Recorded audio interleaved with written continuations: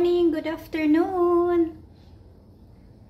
Ngayon, nagluluto pala ako ng arroz valenciana because today is Auntie's Erna's birthday today. But this arroz valenciana, dadalhin ko to bukas sa Abel Park kasi nga sa Abel Park gaganapin yung birthday niya.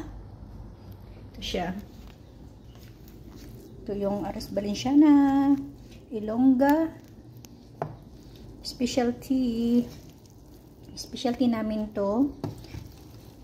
Arroz valenciana, Ilongga version. Nilagay ko siya na. Ito purong malagkit talaga to. Ayan siya.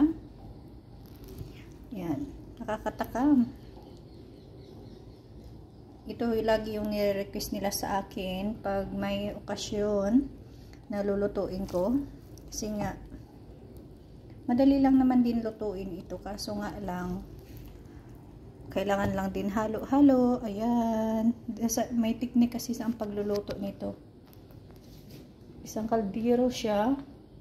Palamigin ko lang to tapos ilalagay ko sa Tupperware. At ilalagay ko siya sa fridge. Yung ganap for today. Ito. Tapos mag-iiwan din ako ng para sa akin. Lalagyan ko pa pala yan ng egg. Ito pa. Kasi ilalagay ko pala sa on the top. Lalagyan ko ng egg. Bali chicken lang. Chicken lang to. Chicken lang yung lahok nito at saka mga vegetables at egg on the top. Palamigin ko lang siya tapos ilalagay ko sa Tupperware. Tapos ilalagay ko sa fridge. Tapos bukas ng umaga, kahit hindi ko na siya iinit kasi nga malamig naman. Pwede naman yun kainin. Yan. Kasi sa Abel Park kami bukas. Pagka doon, medyo lalambot naman siya.